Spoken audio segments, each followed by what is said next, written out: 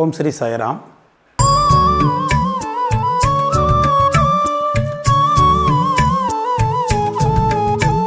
அத்தியாயம் 39 அண்டு 50. அப்போ தான் பாபா கேட்குறாரு, இந்த கிருஷ்ணர் இருக்கார் இல்லையா, பகவான் கிருஷ்ணர், அவர் ஏன் அர்ஜுனனை போய் நீ மற்ற ஞானிகளையும் தத்துவ விஷயங்களை தெரிஞ்சவங்களையும் போய் நீ அப்ரோச் பண்ணி அவங்கள்ட்ட சாஷ்டாங்க நமஸ்காரத்துக்கும் அந்த தத்துவ விசாரணைகளுக்கும் இந்த சேவைக்கும் ஏன் அவரை போய் அர்ஜுனனை போய் செய்ய சொல்கிறாரு?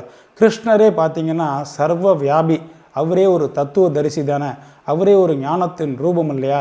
அவர் ஏன் அர்ஜுனனை போய் நீ மற்ற ஞானிகள்கிட்ட போய் அப்ரோச் பண்ணி இதுக்குண்டான ஆன்சரை கண்டுபிடிச்சிடுவான்னு சொல்கிறாரு அப்படின்னா ஏன் அப்படின்னு கேட்கும்போது நான் சொல்கிறாரு, அப்படி இருந்ததுன்னா அவர் ஏன் அர்ஜுனனை மற்றவங்கள்ட்ட போய் விசாரிக்க சொன்னார்னு எனக்கு புரியலன்றாரு. இப்போ நீ இதை புரிஞ்சு கொள்ளலையா அப்படின்னு சொல்லும்போது என்ன ஆகுதுன்னா, நானா சாஹிப்புக்கு தான் பெரிய வேத வித்தில் வேதாந்தத்தில் பெரிய ஞானம் உள்ளவன், கீதையை டாப் டு பாட்டம் நம்ம கரைச்சி குடிச்சிருக்கோம் அப்படின்ற அவருடைய எண்ணம் என்ன ஆகுதுன்னா, இந்த மாதிரி கேள்விகள்னால அவருடைய கர்வம் முற்றிலுமாக அழிக்கப்பட்டுறது. அப்போ அவர் தன்னுடைய பொசிஷன் என்னன்றதை பாபா முன்னாடி ஒத்துக்க ஆரம்பிச்சிடுறார். அதுக்கப்புறம் பாபா என்ன பண்ணுறாருன்னா ஒரு எக்ஸ்ப்ளனேஷனை கொடுக்குறார். வெறும்ன ஞானிகள் முன்னால் ஜஸ்ட்டு நமஸ்காரம் பண்ணுறது ஒன்றுத்துக்கும் பிரயோஜனப்படாது.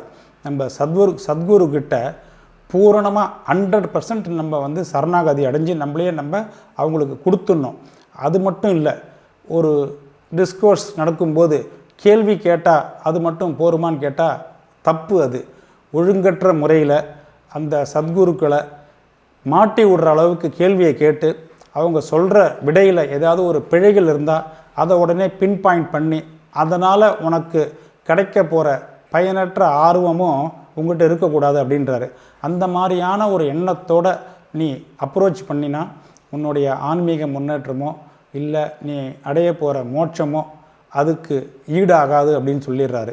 இந்த சேவை அப்படின்றது ஒன்று இருக்கு இல்லையா, இந்த சேவை அப்படின்னா ஏதோ ஒரு காரியம் செய்கிறோம், ஒரு வேலையாக செய்கிறோம் அப்படின்றது இருக்கக்கூடாது.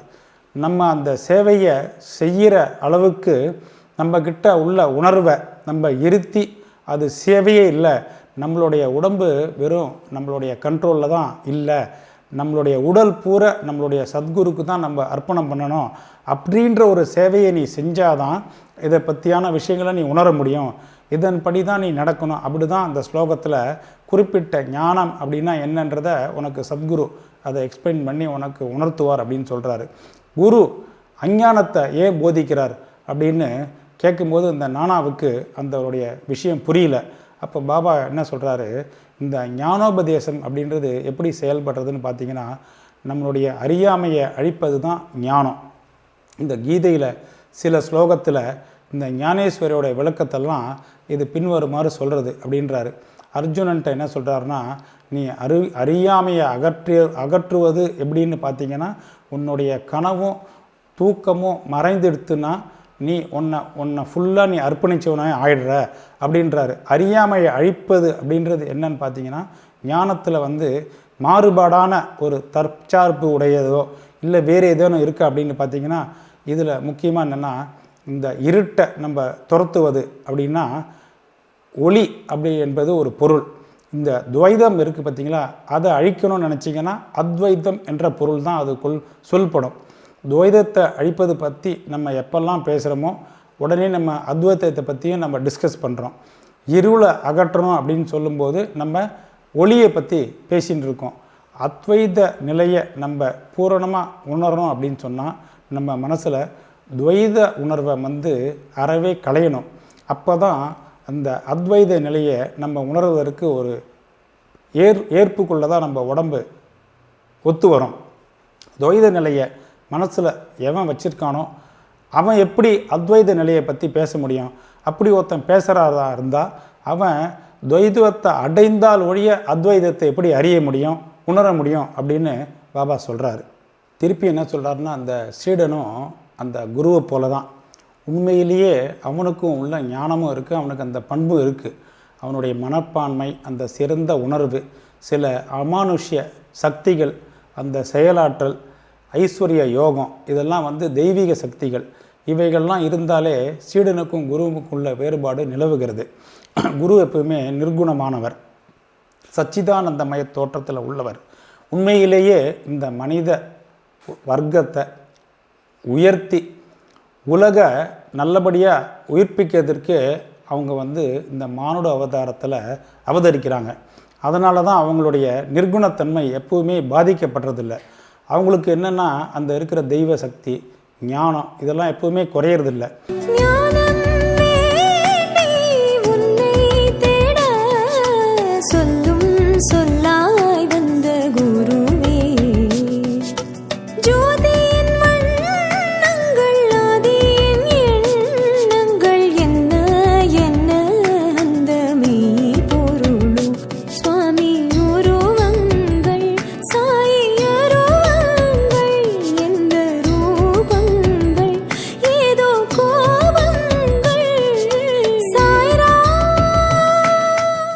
இந்த மாதிரி சொல்கிறதுனால என்ன அர்த்தம்னா, நான் ஜீவன் அப்படின்ற ஒரு தாழ்வான ஒரு பரிதாபமான ஜீவனாக நம்மளை எண்ணிக்கொண்டிருக்கோம்.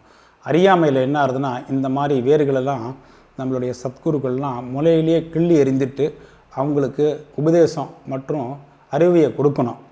அப்படி தான் இந்த ஈனமான எல்லையற்ற பல பிறவைகளை எடுத்து நம்ம ஒரு எண்ட்லெஸ்ஸாக பிரம்ம பிடிச்சி அடைஞ்சு உள்ள சீடனுக்கு எத்தனை நூற்றுக்கணக்கான பிறப்புகளில் நம்ம பிறந்தால் கூட நீ உங்கள்கிட்ட ஒரு கடவுள் இருக்குது, நீ வலிமை உள்ளவன், நீ செல்வம் உள்ளவன் அப்படின்னு உபதேசித்து தான் அவங்கள அறிவுறுத்துகிறாங்க. அப்போது தானே உண்மையில் கடவுள் என்பதை கொஞ்சமாவது அவன் ஃபீல் பண்ணுறான். இந்த சீடன் இருக்கான் பார்த்தீங்களா, இவன் உழன்று கொண்டு இருக்கிற அந்த மாயத்தோட்டம் இருக்குதுன்னு பார்த்தீங்கன்னா, தானே ஜீவன், இந்த அகங்காரம், பரமாத்மா இதெல்லாமே நம்மளை விட்டு வேறுபட்டவைகள் அப்படின்ற எண்ணத்தில் தான் போயின்னு இருக்காங்க. இந்த கணக்கற்ற பிறவிகளில் அவன் எத்தனை தடவை பிறந்து திருப்பி திருப்பி இந்த ஒரு தப்பை தான் பண்ணின்னு இருக்கான். இந்த மாயையின் அடிப்படையில் மகிழ்ச்சியும் துயரமும் கலந்து கலந்து வந்துட்டுருக்கு. இந்த மாயையிலேருந்து நம்ம வெளியில் வரணும், இந்த அறியாமையிலேருந்து வெளில வரணும்னா இந்த வேரை நம்ம அகற்றுவதற்கு நம்ம ஒரு சில விதமான நீதிகளை ஃபாலோ பண்ணி அது என்னன்னு நம்ம விசாரணை செய்யணும். அப்போ தான் இந்த அறியாமை ஏன் உண்டாருது, எப்படி உண்டாருது, அது எங்கே இருக்குது, இதை உணர்த்துறது தான் நம்மளுக்கு குருவுடைய உபதேசம்.